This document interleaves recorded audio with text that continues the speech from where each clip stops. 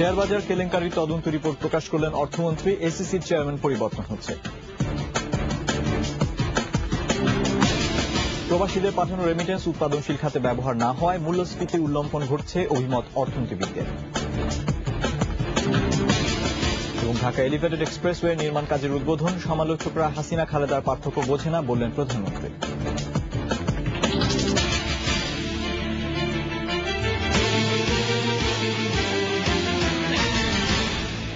আসসালামু আলাইকুম, হাসান শাহরিয়ার কল্লোল আমন্ত্রণ জানাচ্ছি রাত ৯টার একুশে সংবাদে। ধারণা বা অনুমানের উপর ভিত্তি করে শেয়ার বাজার কেলেঙ্কারি তদন্ত রিপোর্ট দিয়েছিল কমিটি। তাই এই রিপোর্টের ভিত্তিতে তাৎক্ষণিকভাবে কারো বিরুদ্ধে সুনির্দিষ্ট অভিযোগ আনা যায় না বলে জানিয়েছেন অর্থমন্ত্রী আবুল মাল আব্দুল মুহিত। এছাড়া ২-৩ দিনের মধ্যেই তদন্ত কমিটির সুপারিশ অনুযায়ী নিয়ন্ত্রণ সংস্থাকে ঢেলে সাজানো হবে বলেও জানিয়েছেন অর্থমন্ত্রী। শনিবার সচিবালয়ে অর্থ মন্ত্রণালয়ের সম্মেলন কক্ষে অর্থমন্ত্রী আবুল মাল আব্দুল মুহিত তদন্ত রিপোর্ট প্রকাশকালে এসব কথা বলেন। সুলতান লিংকনের রিপোর্ট। পুঁজিবাজার কারসাজির তদন্ত প্রতিবেদন প্রকাশকালে অর্থমন্ত্রী বলেন, কমিটির সুপারিশের ভিত্তিতেই অধিকতর পরীক্ষা নিরীক্ষা করতেই প্রতিবেদন প্রকাশের সময় নেওয়া হয়েছে। অর্থমন্ত্রী বলেন, অনেক ক্ষেত্রেই প্রতিবেদন ছিল অনুমান নির্ভর। কমিটির অনুরোধে একজন আইনজ্ঞ অন্তর্ভুক্ত করে ২২ ফেব্রুয়ারি ২০১১ সালে তারিখে কমিটি পুনর্গঠন করা হয়। কমিটি ৭ এপ্রিল ২০১১ তদন্ত প্রতিবেদন সরকারের নিকট দাখিল করে। তাদের রিপোর্ট আপনারা জানেন ও শুনেছেন, ২৮৪ পৃষ্ঠার রিপোর্ট। এখানে বিভিন্ন বিষয়ে সম্পৃক্ত সুপারিশ অত্যন্ত গুরুত্বপূর্ণ এবং তার সঙ্গে অনেকগুলো পরিশিষ্ট তারা দিয়ে দিয়েছে। মন্ত্রী বলেন, কমিশনের সুপারিশের ভিত্তিতেই ২টি বিষয়ে তদন্তের জন্য দুর্নীতি দমন কমিশনে পাঠানো হবে। পুঁজিবাজার নিয়ন্ত্রণে এসিসি পুরোপুরি ব্যর্থ হয়েছে বলে কমিটি যে অভিমত দিয়েছেন, সরকার তা গ্রহণ করছে না, বরং সরকার দেখছে যে এতে অন্যান্য সংশ্লিষ্ট প্রতিষ্ঠানও যথাযথ পদক্ষেপ সবসময় গ্রহণ করে। এসিসির নতুন চেয়ারম্যান সহ আরো ২ সদস্যের নাম ২-১ দিনের মধ্যেই জানানো হবে। এসিসির নতুন চেয়ারম্যান আগামী ২-৪ দিনের মধ্যেই তার জায়গায় যাবেন। আরো ২ জন সদস্য অতি সত্বরই তাদের অংশগ্রহণ করবেন। এছাড়া ২ জন সদস্য বর্তমানে আছেন, তারা সেখান থেকে যথাসময়ে চলে যাবেন। অর্থমন্ত্রী বলেন, কমিটির ২৫টি সুপারিশ ও ১১টি পর্যবেক্ষণ অধিকতর তদন্তের জন্য টাস্কফোর্স গঠন করা হবে। এছাড়াও উচ্চ আদালতের রায়ের পর গ্রামীণ ব্যাংকে তদন্ত রিপোর্ট প্রকাশ করা হবে বলেও জানান তিনি। সুলতান লিংকন, একুশে টেলিভিশন, ঢাকা। প্রবাসীদের পাঠানো রেমিটেন্স দেশের উৎপাদনশীল খাতে ব্যবহার না হয় মূল্যস্ফীতি উল্লঙ্ঘন ঘটছে বলে মনে করেন অর্থনীতিবিদরা। তাদের মতে, রেমিটেন্স কিছু মানুষের কেবল ক্রয় ক্ষমতাই বাড়াচ্ছে, ফলে কোনো কারণ ছাড়াই দ্রব্যমূল্য বাড়ছে। বিশেষ করে অনুৎপাদনশীল জিনিসের দাম বেড়েছে কয়েক গুণ। অর্থনীতিবিদদের পরামর্শে রেমিটেন্সের টাকা কিভাবে উৎপাদনশীল খাতে ব্যবহার করা যায় তার জন্য সরকারের সুনির্দিষ্ট নীতি নেওয়া প্রয়োজন। জিএম হাসানের রিপোর্ট, জানাচ্ছেন মাহমুদুল হক। গত কয়েক বছর দেশে মূল্যস্ফীতি বেড়েছে মোটা দাগে। এ মুহূর্তে মূল্যস্ফীতি ১০% উপরে অবস্থান করছে। এজন্য অনেকাংশেই দায়ী দেশে যথাযথ বিনিয়োগের পরিবেশ না থাকা। এ কারণে মানুষের সঞ্চিত টাকা তাদের পকেটেই থাকছে। অর্থনীতিবিদদের মতে, রেমিটেন্সের টাকার সঠিক ব্যবহার না হওয়ায় এটি কেবল সামাজিক বৈষম্যই বাড়িয়েছে। টাকা আসলেই তো চলবে না। আপনি বিনিয়োগ যদি দেখেন, বৈদেশিক বিনিয়োগ আসে, একটা ইন্ডাস্ট্রিতে আসে, ওটা তো একটা প্রোডাক্টিভ সেক্টরে। বিনিয়োগ টাকাটা এসে আমার মানি সাপ্লাইয়ের ভেতরে ঢুকে যাচ্ছে এবং তাতে কি হচ্ছে, জিনিসপত্রের দাম বাড়ছে, ল্যান্ডের দাম বাড়ছে গ্রামে গঞ্জে। এটা তো খুব পজিটিভ জিনিস না। বিশেষজ্ঞরা বলেন, প্রয়োজনে সরকার রেমিটেন্সের টাকা বন্ডের মাধ্যমে সংগ্রহ করে দেশের অবকাঠামো তৈরিতে কাজে লাগাতে পারে। সরকারের ওয়েজ আর্নার্স বন্ড ইত্যাদি আছে, কিন্তু সেখানে খুব বেশি আমরা দেখছি না যে সাধারণ যারা যান তারা সেখানে বিনিয়োগ করছেন। সেটা আরেকটা হতে পারে, সেখানে প্রণোদনা যেটা দেয়া হয় সেটা আরো একটু পুনর্বিবেচনা করা যেতে পারে। বড় বড় ইনফ্রাস্ট্রাকচারও তো তারা ইনভেস্ট করতে পারে। আপনি বন্ড ইস্যু করেন না কেন? বড় বড় যে আপনি পদ্মা ব্রিজের হচ্ছে, ওটার এগেন্সে বন্ড ইস্যু করেন, বন্ড ইস্যু করে ওদেরকে কিনতে বলেন। ওরা এগুলো তো মোর প্রোডাক্টিভ হবে। আমি বাইরের থেকে ধার নেওয়া হচ্ছে, তো ওদের টাকাটা আপনি ইউজ করেন, বা ওদের টাকাটা দেশে আসছে অন্য জায়গায় ডাইভার্ট করা হচ্ছে, এগুলোতে ইউজ করেন। তাদের মতে, প্রবাসীদের টাকা দেশের অর্থনীতির মূলধারায় সম্পৃক্ত করতে পারলে দেশের সামষ্টিক অর্থনীতি ভিন্ন মাত্রা পাবে।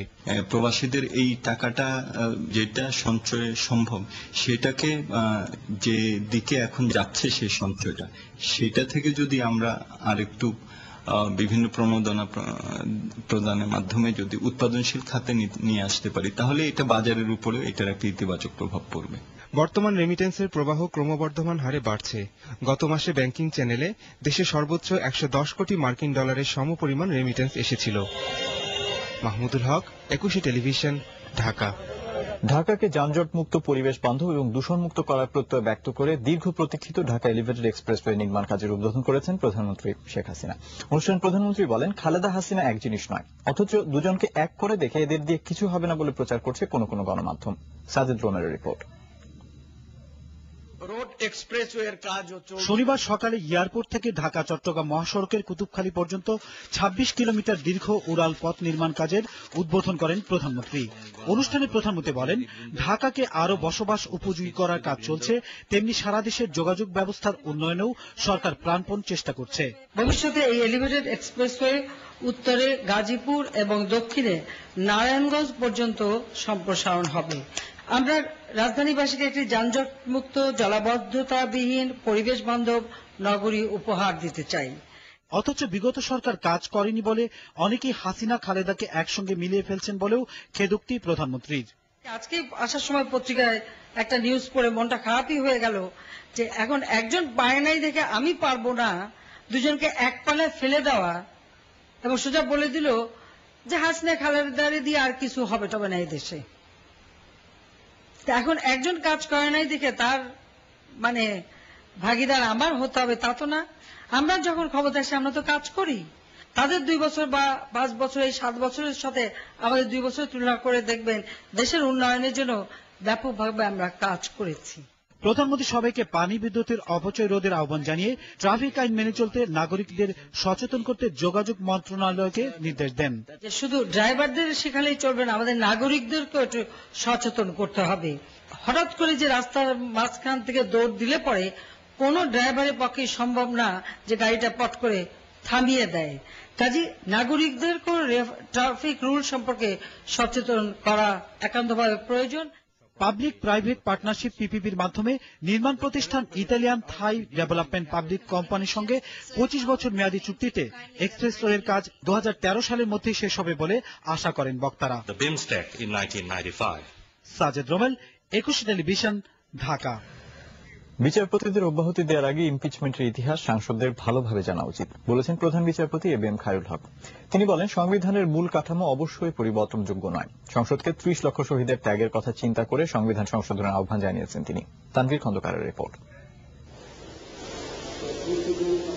শনিবার বঙ্গবন্ধু আন্তর্জাতিক সম্মেলন কেন্দ্রে বার কাউন্সিলের নতুন সদস্যদের মধ্যে সনদ বিতরণ করা হয়। অনুষ্ঠানে প্রধান বিচারপতি এবিএম খায়রুল হক বলেন, বিচারপতিদের বিচারের ব্যাপারে আরো সতর্ক হওয়া উচিত।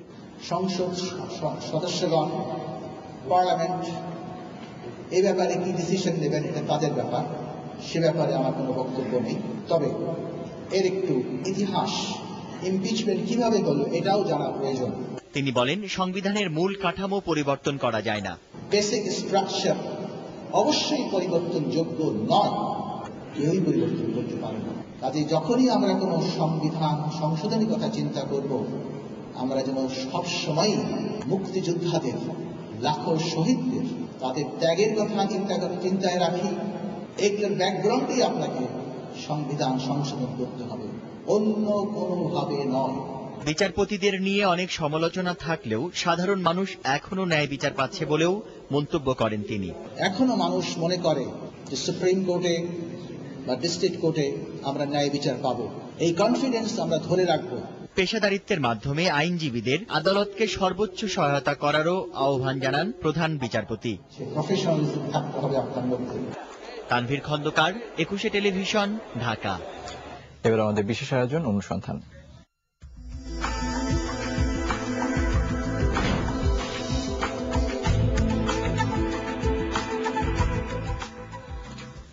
দেশের একমাত্র লেদার ইঞ্জিনিয়ারিং কলেজটির দ্বৈত শাসন থেকে মুক্ত হল প্রায় 800 ছাত্রছাত্রী। 21 টেলিভিশন অনুসন্ধান সংবাদ প্রচারের পর শিক্ষা মন্ত্রণালয় সিদ্ধান্ত নেয় এখন থেকে লেদার কলেজ চলবে ঢাকা বিশ্ববিদ্যালয়ের অধীনে।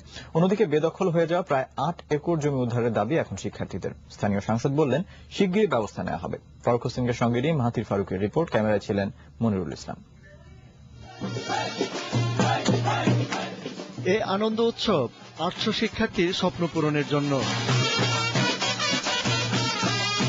শিক্ষার্থীদের দীর্ঘ প্রত্যাশা প্রাপ্তির এ আনন্দ আবার হঠাৎ যেন থমকে না যায়। বাংলাদেশের যে তৃতীয় বৃহত্তম রপ্তানি শিল্প, এটাকে আরো সমৃদ্ধ করার পথে একুশে টেলিভিশন একটা বড় অবদান রাখছে। ইটিভি আসলে আমাদের যে মেইন যে প্রবলেমটা, যে আমাদের এই যে কেমিক্যাল গুলো নষ্ট হয়ে যাচ্ছিল বা আমাদের এই যে মেশিন গুলো অচল হয়ে যাচ্ছিল, এই যে জিনিসগুলো গিয়ে মানে স্পটে গিয়ে যে রিপোর্ট গুলো তুলে মানে জনসম্মুখে বা ঊর্ধ্বতম কর্মকর্তাদের সামনে যে এক্সপ্রেস করছিল, তার জন্য ইটিভিকে মানে মেনি থ্যাঙ্কস। ক্ষণিকের জন্য এই আনন্দ কিছুটা ম্লান করে দেয় তাদের, কারণ ক্যাম্পাসের বেদখল হয়ে যাওয়া প্রায় 8 একর জমি এখনো দখল করে আছে স্বার্থান্বেষী মহল। বাউন্ডারি ছিল না, এটা পুরোটা বেদখল ছিল। আমাদের ক্যাম্পাসের মাঠটা আমাদের দখল ছিল। যারা বেদখল করে আছে এই জায়গাগুলো, তারা দখল করার জন্য আমাদের ঊর্ধ্বতন কর্মকর্তা বা ঊর্ধ্বতন যে মহল আছে তাদের আমরা দৃষ্টি আকর্ষণ করতে যাচ্ছি। যদি জোর দিয়ে হয় জোর দিয়ে করবো, আর যদি ভালোভাবে হয় তাহলে ভালোভাবে হবেই। তবে দখলদারদের দাবি এই বিশাল জমি মসজিদের, আর মসজিদ কমিটির কাছ থেকে ভাড়া নিয়ে ব্যবসা করছেন তারা। এটি আমরা জানি বহুত আগে থেকে মসজিদ কমিটির জায়গা ছিল। এদিকে ঢাকা বিশ্ববিদ্যালয়ের ডিনও বলেন, বিশ্ববিদ্যালয় কর্তৃপক্ষ সকলের সহযোগিতা নিয়ে অবৈধ দখলমুক্ত করবে ক্যাম্পাস। 18 একর জায়গা নিয়ে শুরু করেছিল, এখন পজিশনে আছে 13.5 একর। আমরা কলেজ অথরিটিকে বলেছি কারা কারা কোথাও কোন জায়গা আপনি লোকেট করেন, আমরা আইনগত ব্যবস্থা নিব এবং এটা কলেজের আওতায় নিয়ে আসবো। এছাড়াও লেদার কারখানার নামে বেদখল হয়ে আছে কলেজের জমি। তবে দখলদারদের জবাবদিহিতার মধ্যে আনা না গেলেও ছাত্রছাত্রীদের আনন্দ অনুষ্ঠানে যোগ দিতে আসা স্থানীয় সাংসদ বলেন, শিগগির দখলদার উচ্ছেদে ব্যবস্থা নেবেন তিনি। লেদার টেকনোলজির কোন এলাকা যদি কোনো জমি যদি দখল অবস্থায় থাকে, আমি অনুরোধ করব কর্তৃপক্ষকে আমাকে জানাতে, এবং সেই ব্যাপারে অবশ্যই আমরা ব্যবস্থা নিব যাতে করে কোনো সরকারি জমি অন্য কেউ দখল করে ভোগ করতে পারবে না। একুশে টেলিভিশনের অনুসন্ধানে এই লেদার ইঞ্জিনিয়ারিং কলেজের দ্বৈত শাসনের এবং শিক্ষক সংকট সহ নানাবিধ সংকট তুলে ধরার পর প্রশাসনের দৃষ্টিগোচরে আসে, আর এখন ঢাকা বিশ্ববিদ্যালয়ে অন্তর্ভুক্ত হয়ে তাদের সমস্যার সমাধানের দিকে যাচ্ছে। এতে ছাত্রছাত্রীরা বেজায় খুশি। তবে এই কলেজের 1/3 জায়গা বেদখল হয়ে আছে স্থানীয় প্রভাবশালীদের দখলে থাকার কারণে, যার কারণে এই ছাত্রছাত্রীরা এখন চায় তাদের 1/3 জায়গা বেদখল মুক্ত করে এই ক্যাম্পাসের উন্নয়নে এই জায়গাগুলো ব্যবহার করার জন্য প্রশাসনের হস্তক্ষেপ। মাহাথির ফারুকী, একুশে টেলিভিশন। নিদারুণ অর্থকষ্ট আর চরম দারিদ্র্য সীমার নিচে বাস করছে সীমান্তের বেশিরভাগ মানুষ। পরিবারের মুখে দুমুঠো ভাত তুলে দিতে এদের বেশিরভাগই জড়িয়ে পড়ে চোরাকারবারিতে, কিন্তু এভাবে বাঁচতে চায় না তারা। সীমান্তবাসীর দাবি, শিল্প কারখানা, স্থলবন্দর তৈরি করে তাদের ভাগ্যোন্নয়ন করা হোক। সীমান্ত এলাকা ঘুরে স্বপ্না গুলশানের ধারাবাহিক রিপোর্টের প্রথম পর্ব, ক্যামেরায় ছিলেন রুহুল আমিন। দর্শনার জয়পুরের এই সীমান্তে বাস করছে কয়েক লাখ মানুষ। ভিটেমাটিহীন এদের বেশিরভাগেরই জীবন চলে অন্যের জমিতে কাজ করে। তবে বছরের বেশিরভাগ সময় কাজ না থাকায় প্রায় না খেয়ে থাকতে হয় এদের। নিষ্ঠুর বাস্তবতার কাছে হার মেনে এরা একসময় জড়িয়ে পড়ে ফেন্সিডিল, গাঁজা পাচার সহ মারাত্মক সব চোরাকারবারিতে। বর্ডার কষ্টর জীবন, কাজ না করলে বর্ডারে কাজ করে না কাম করে খালি কি করে খাবো বলে না। আমার স্বামী নাই, আমি খুব কষ্টের উপরই খাই। একটা ছোট মেয়ে আছে, মেয়েটাকে নিয়ে মানুষের বাসায় কাজ বাজ করি, খুব কষ্ট করি খাই। কষ্টে থাকি, খেতা সেলাই করি, সংসার চলে, এইভাবেই কষ্টে থাকি। এই চালের দাম যে একবেলা হয় একবেলা হয় না, যখন যেরম হয় সেরম খাই, সেরম চলে। ছেলেবেলে কাজকর্ম নেই, জমি জায়গা নেই আমাদের। বেঁচে থাকার প্রতিনিয়ত সংগ্রামে ব্যস্ত এসব মানুষের দাবি, ভারত বাংলাদেশের মধ্যবর্তী দর্শনার এ জয়পুর সীমান্তে গড়ে তোলা হোক স্থলবন্দর, সুযোগ করে দেয়া হোক সুষ্ঠুভাবে বেঁচে থাকার। আমরা এখানে সীমান্ত এলাকায় বাস করি, আমাদের এখানে স্থলবন্দর হলে মেলা যুবক ছেলেরা বেকার আছে, এখান থেকে স্থলবন্দর হলে মানুষ কিছু চাল ডাল কিনে খেতে পারবে। মাছ মাংস আমাদের তো খাওয়ার পক্ষে সম্ভব নয়,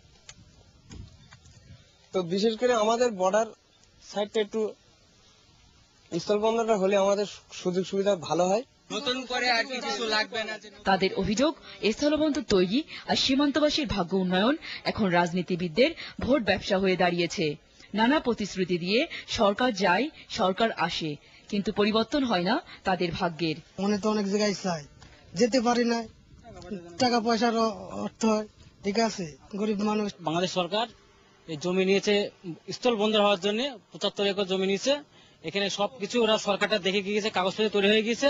এই বন্দরটার জন্য জয়নগরের মানুষ জমি ওরা নিশ্চয়ই ওরা বলছে যে আমরা ছেড়ে দিতে যাচ্ছে। ডিজিটাল বাংলাদেশ গড়ার স্বপ্ন নিয়ে এগুচ্ছে দেশ, আর সীমান্তে বসবাসরত অসহায় এসব মানুষের স্বপ্ন দুবেলা দুমুঠো ভাতের। এ যেন সোনার বাংলাদেশ গড়ার স্বপ্নের নামে দুঃস্বপ্নের নামান্তর। দর্শনা জয়নগর সীমান্তে অধিকাংশ লোকজন দারিদ্র্য সীমার নিচে বাস করে। অভাব অনটন তাদের নিত্য সঙ্গী। তাদের দীর্ঘদিনের দাবি, দর্শনার জয়নগরে একটি স্থলবন্দর তৈরি করলে কর্মসংস্থানের সুযোগ হবে, তারা দুটো খেয়ে পড়ে বাঁচবে। সরকার বিষয়টি গুরুত্বের সঙ্গে বিবেচনা করবে, এটাই তাদের প্রত্যাশা। স্বপ্না গুলশান, 21 টেলিভিশন, দর্শনা জয়নগর সীমান্ত। এবারে পিপলস লিজিং বাণিজ্য সংবাদ।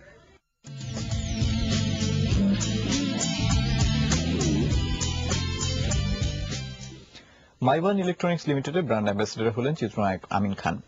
শনিবার রাজধানীর বিজয় সরণির মাইবানের প্রধান কার্যালয়ে এই উপলক্ষে অনুষ্ঠানের আয়োজন করা হয়। এতে প্রতিষ্ঠানের পক্ষে চুক্তি স্বাক্ষর করেন মাইবানের চেয়ারম্যান আব্দুল হাকিম। উপস্থিত ছিলেন AGM Ashrafuzzaman. Modern diagnostic centre আন্তর্জাতিক সংবাদ।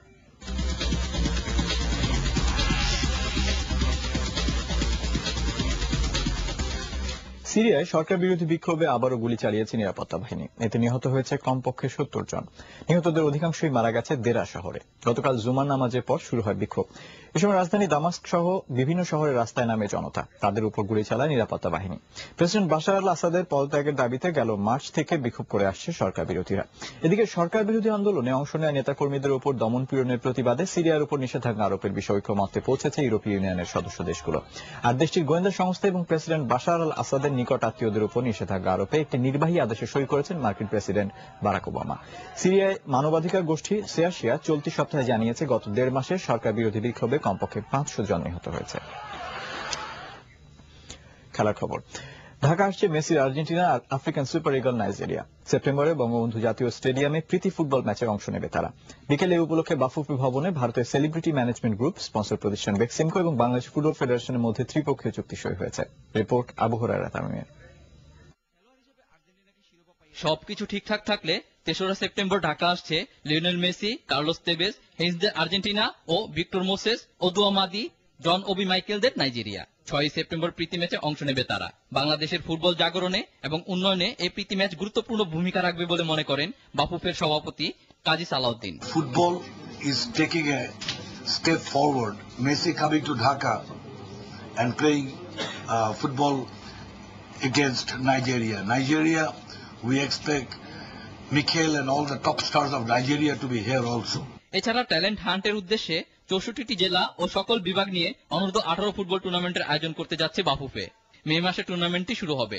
এখান থেকে বাছাই করে একটি দল নির্বাচন করা হবে, যারা সিলেটের নবনির্মিত ফুটবল একাডেমিতে দীর্ঘমেয়াদী প্রশিক্ষণ নেবে। Our aim has always been to promote sports and to be a part of the kind of events that take place in Bangladesh, which will help to promote especially youth sport and in general sports in general, so that one day or in the near future Bangladesh can really in the sports arena make a name for itself internationally. Argentina ও Nigeria football match আয়োজন করতে খরচ হবে প্রায় 35 কোটি টাকা, যার পুরোটাই দেবে স্পন্সর প্রতিষ্ঠান বেক্সিমকো। এই খেলার টিকিটের মূল্য এখনো ঠিক করা হয়নি, তবে সাধারণ দর্শকের কথা মাথায় রেখেই মূল্য নির্ধারণ করা হবে বলে জানালেন বাফুফের সভাপতি সালাউদ্দিন। বাংলাদেশের দর্শককে মেসির ম্যাজিক দেখতে হলে অপেক্ষা করতে হবে আরো 4 মাস।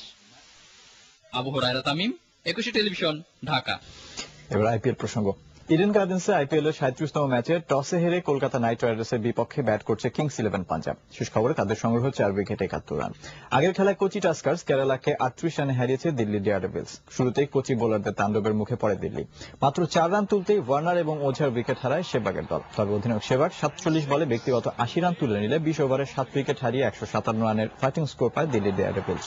জবাবে ব্যাট করতে নেমে দিল্লির বোলিং তোপে পড়ে কোচির টপ অর্ডার। কোচি পক্ষে রবীন্দ্র জাদেজা সর্বোচ্চ 31 রান করলেও 20 ওভারে সবকটি উইকেট হারিয়ে 119 রানে থেমে যায় কোচির ইনিংস। দিল্লির মর্কেল এবং ভান্ডার মেরোয়ে দুজনে নেন 3টি করে উইকেট।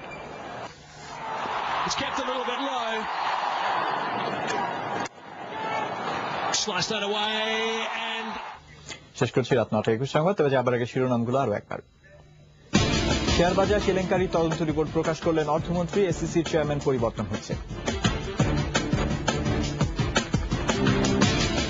প্রবাসীদের পাঠানো রেমিটেন্স উৎপাদনশীল খাতে ব্যবহার না হওয়ায় মূল্যস্ফীতির উল্লঙ্ঘন ঘটছে অভিমত অর্থনীতিবিদদের। ঢাকা এলিভেটেড এক্সপ্রেসওয়ে নির্মাণ কাজের উদ্বোধন, সমালোচকরা হাসিনা খালেদার পার্থক্য বোঝে না বললেন প্রধানমন্ত্রী। দর্শক, এক্সপ্রেশনের সর্বশেষ খবর জানতে যে কোনো মোবাইল থেকে ডায়াল করুন 2021 নাম্বারে আর লগ অন করুন www.21tv.com এই ওয়েবসাইটে। আজকের সঙ্গে থাকার জন্য ধন্যবাদ। আমাদের পরবর্তী সংবাদ রয়েছে রাত 11টায়। দেখার আমন্ত্রণ রইল। শুভরাত্রি।